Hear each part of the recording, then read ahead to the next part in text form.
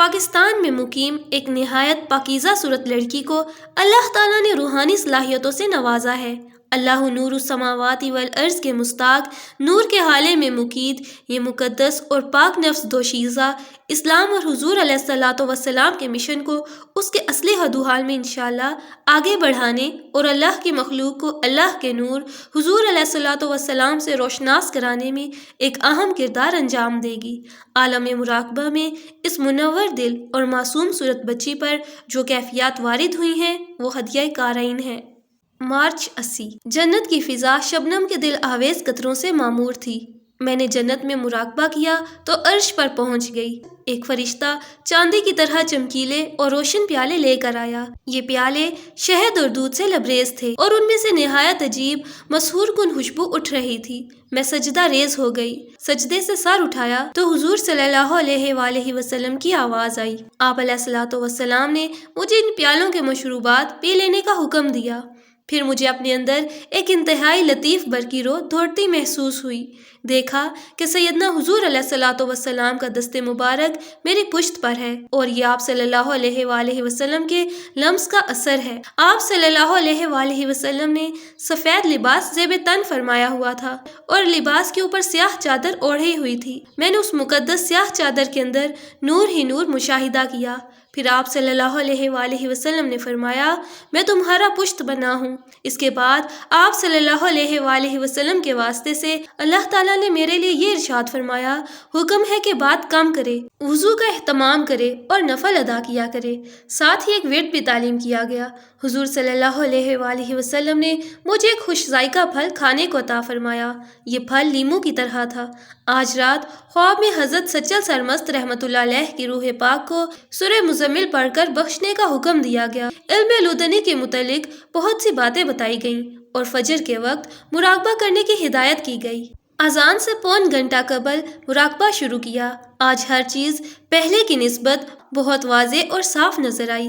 دیکھا کہ سیدنا حضور علیہ الصلوۃ والسلام ایک محراب میں کھڑے نماز کی امامت فرما رہے ہیں۔ انبیاء کرام علیہ السلام، اولیاء اللہ اور ان کی ازواج آپ صلی اللہ علیہ وآلہ وسلم کی اقتداء میں نماز ادا کر رہے ہیں۔ نماز کے بعد مجھ سمیت تمام خواتین ایک دوسرے سے گلے ملیں۔ حضرت سائرہ، حضرت آسیہ، حضرت صفورہ زوجہ حضرت موسیٰ علیہ السلام سے ملاقات ہوئی۔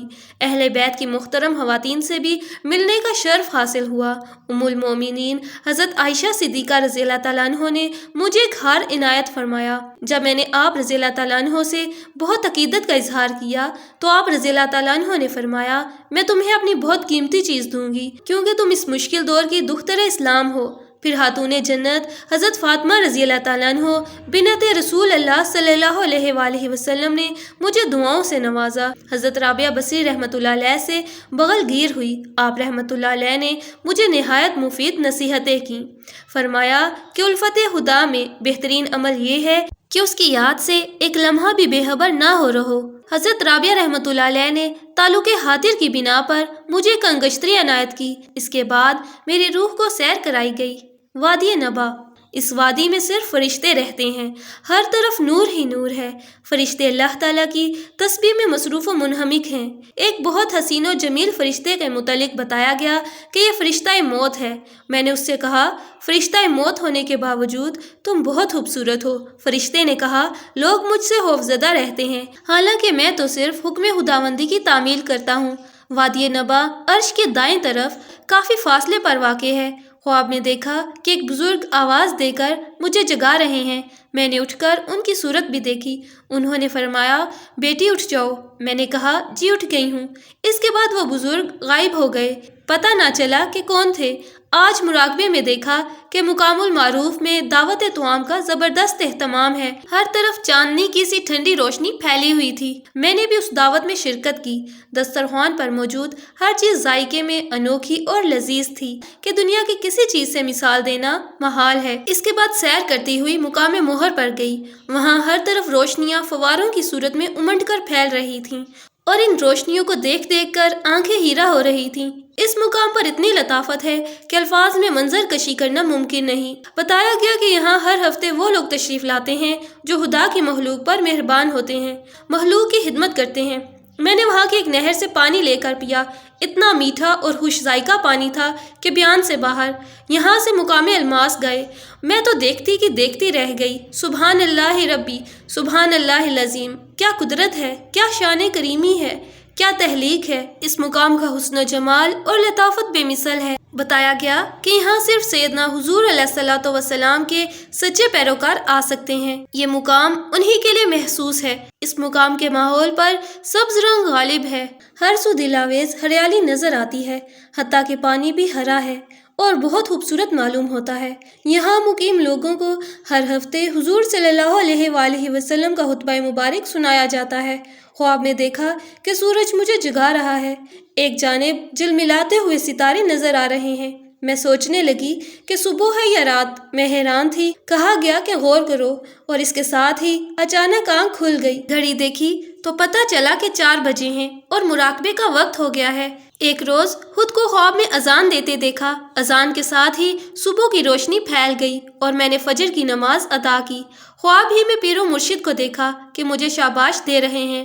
دیکھا کہ میں ساری دنیا کی نظروں سے غائب ہوں، صرف پیر و مرشد ہی مجھے دیکھ سکتے ہیں۔ پھر اچانک خود کو جنت کے بالاخانوں میں محو پرواز پایا۔ اکثر خود کو خواب میں درود شریف اور قرآن پاک پڑھتے ہوئے دیکھتی ہوں۔ اگر پڑھنے میں کوئی غلطی ہوتی ہے تو اسے درست کر دیا جاتا ہے۔ آج مراقبے میں حکم ہوا کہ اللہ تعالیٰ کی حمد لکھو۔ پھر دیکھا کہ ایک فرشتہ آیا، اس کے ہاتھ میں رائی کا ایک دانہ ہے۔ وہ اس دانے کے 2 ٹکڑے کر کے دونوں ٹکڑوں کو ایک دوسرے کے مقابل رکھ دیتا ہے۔ پھر مجھے متعارف کراتا ہے کہ اس زمین کے تہ در تہ 7 زمینیں ہیں اور آسمان کے اوپر 7 آسمان اور ہیں، اور انہیں رائی کے دانے سے تشبیہ دیتے ہوئے بتاتا ہے کہ اللہ کے نزدیک دنیا کی حیثیت کم ترین شے سے بھی کم ہے۔ دریائے مرجان، اس دریا کا پانی سرخ اور چمکدار ہے۔ میں نے اس میں منہ دھویا تو میرا چہرہ موتی کی طرح آبدار ہو گیا۔ دریا کا نظارہ بے حد حسین ہے۔ در حقیقت وہ جہان سارا کا سارا لطافت ربانی سے آراستہ اور معمور ہے۔ میں نے ایک بچے کو دیکھا جس کے متعلق بتایا گیا کہ یہ میرا بچہ ہے۔ رسول اللہ صلی اللہ علیہ وآلہ وسلم کی اقتداء میں نماز ادا کی اور پھر آپ صلی اللہ علیہ وآلہ وسلم کی قیادت میں کعبۃ اللہ کا طواف کیا۔ حضرت صلی اللہ علیہ وآلہ وسلم نے مجھے درود شریف پڑھنے کی تاکید فرمائی۔ آج عرش پر اللہ تعالیٰ نے اپنے انعامات کی بارش فرمائی اور اس سے میں بھی فیضیاب ہوئی اور اپنے حصے کے انعامات سنبھال کر رکھ لیے۔ حضور علیہ الصلوۃ والسلام نے فرمایا، اگر کبھی تمہاری آنکھوں میں آنسو آئیں تو اپنے آنسو ہرگز نیچے نہ گرنے دینا، بلکہ پھول پر بہا کر اپنے تکیے کے نیچے رکھ دینا۔ اس کے بعد میں نے خود کو مسجد نبوی صلی اللہ علیہ وآلہ وسلم میں پایا اور زیارت سے مشرف ہوئی۔ خواب میں بتایا گیا کہ تمہارے خواب سچے ہوتے ہیں، انہیں مذاق نہ سمجھا کرو۔ نماز میں خشوع و خضوع کی تاکید کی گئی۔ اپریل 1980۔ کھلی آنکھوں سے مشاہدہ کیا کہ کوئی ٹھنڈی ہوا کے جھونکے میرے اوپر پھینک رہا ہے۔ ذہن میں آیا کہ یہ اللہ تعالیٰ کی رحمت کا فرشتہ ہے۔ اس کے بعد مراقبہ کیا۔ عرش سے حکم ملا کہ دیگر وظائف کے ساتھ روزانہ 3 مرتبہ سورہ والضحیٰ پڑھو۔ حضور صلی اللہ علیہ وآلہ وسلم نے شہتوت کا شربت پینے کے لیے عطا فرمایا۔ اس کے بعد میں سو گئی۔ دیکھا کہ نیند میں شیطان مجھے بہکانے کی کوشش کر رہا ہے۔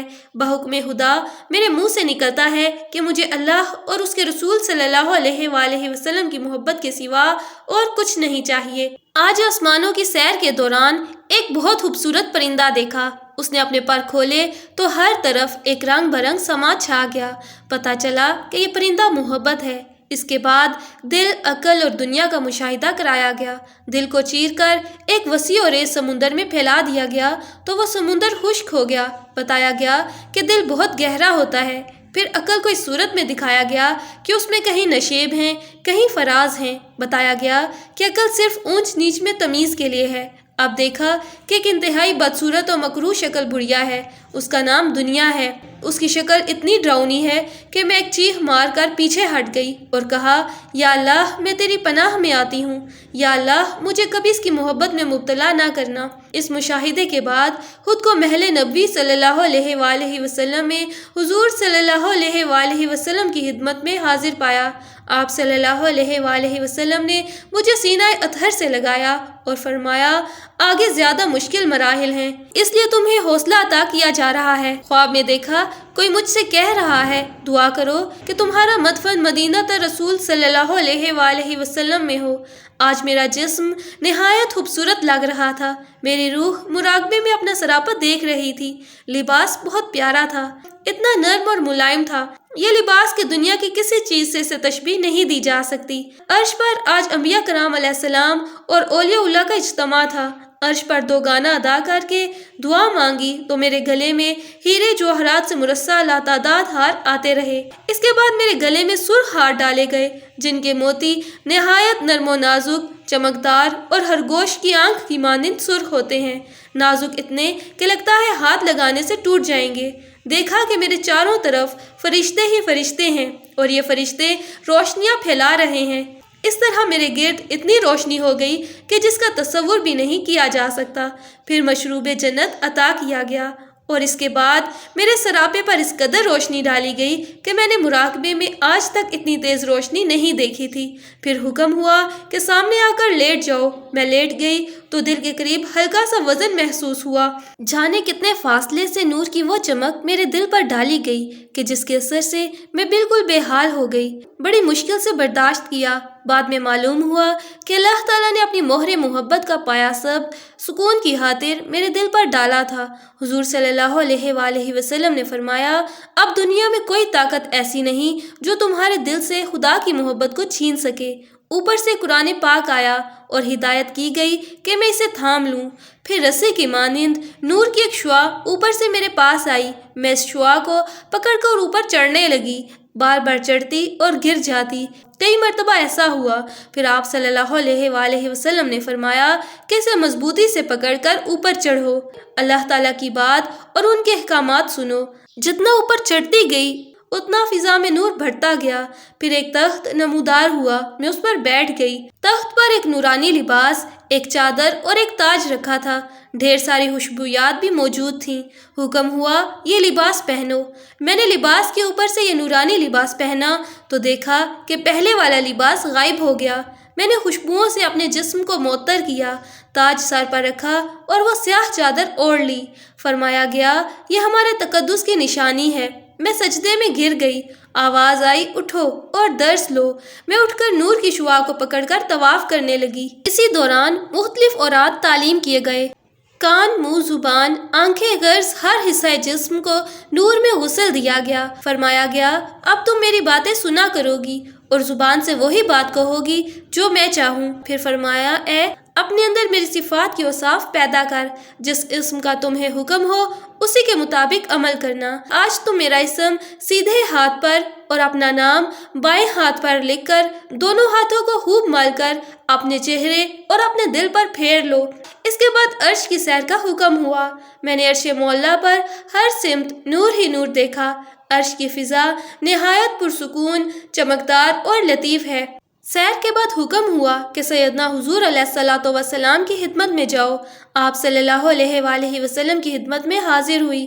آپ صلی اللہ علیہ وآلہ وسلم نے اپنے احباب انبیاء کرام علیہ السلام اور اولیاء اللہ سے ملاقات کرائی۔ پھر آپ صلی اللہ علیہ وآلہ وسلم مجھے لے کر بیت اللہ شریف آئے۔ وہاں میں نے غلاف کعبہ کو تھام کر نہایت گروا زاری کے ساتھ دعا کی اور حضور صلی اللہ علیہ وآلہ وسلم سے اجازت لے کر واپس آ گئی۔